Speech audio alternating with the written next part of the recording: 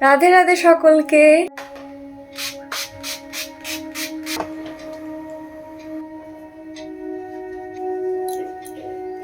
তো আজকে আমরা একটা জায়গায় যাচ্ছি, সেই জন্য আমি এই চুড়িদারটা পাটিয়ালাটা বের করে নিয়েছি। আমরা আজকে যাচ্ছি ইসকন, আসানসোলের ইসকন। তো চলো আমরা রেডি, চলো। রাধে রাধে।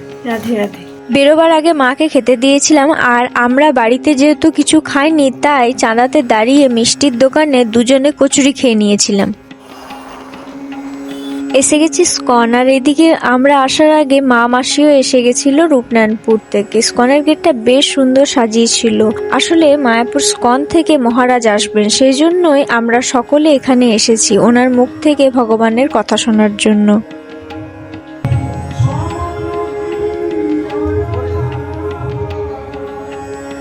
তো স্কন এসে প্রথমে আমরা সকলেই ভগবানের দর্শন করি, আশীর্বাদ নিই, তারপর চাঞ্জল নিয়ে চলে আসি স্কনের স্টোরে। সেখান থেকে একটা ধূপ নিলাম চুমকি মাসিদের জন্য, ওরা বলেছিল একটা স্যান্ডেল ধূপ নিতে। তাছাড়া মা ও মাসি ওখান থেকে দুজোড়া কানের কিনেছিল, যদিও সেগুলো আমি নিজেও দেখিনি আর কোনো ক্লিপও তোলা হয়নি।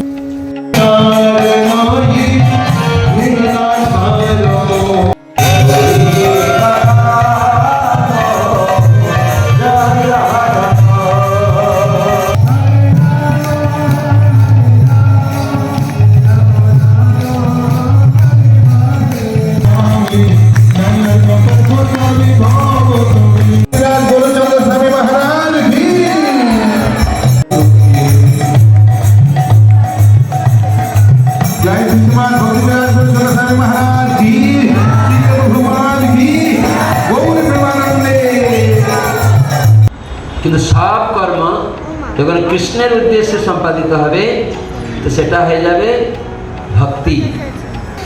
গরিব হবে, ধনী হবে, এসব পূর্বকর্ম। কিন্তু এই জীবনে যখন আমরা গীতা ভাগবত শাস্ত্র শিক্ষা লাভ করব, তখন আমরা আর এই ধরনের কর্ম না করি তার জন্য সচেষ্ট হওয়া। তাহলে কি হবে? তাহলে আপনাকে এইরকম দেহ আর লাভ করতে হবে না। কীর্তন মহারাজের কথা শেষ হবার পর আমরা প্রসাদ পাওয়ার জন্য লাইনে দাঁড়াই। আজকে যেহেতু একটা বিশেষ দিন তাই কুপনের মূল্য ছিল 50 টাকা, অন্য দিন সেটা থাকে 100 টাকা। প্রসাদে ছিল ভাত, ডাল, শাক, ফুলকপি তরকারি, বাঁধাকপির তরকারি ও পরমান্ন। আমরা সব কিছু খেলেও মা তরকারিগুলো বাদে বাকি খাবারগুলো খেয়েছে। খাওয়া দাওয়া শেষ করে ইসকনের চারপাশটা দেখছিলাম, তখনই গৌমাতাদের দেখতে পাই। ওখানে এক মাতাজি ছিলেন, উনি বললেন গৌমাতাদের নাকি বৃন্দাবন থেকে আনা হয়েছে।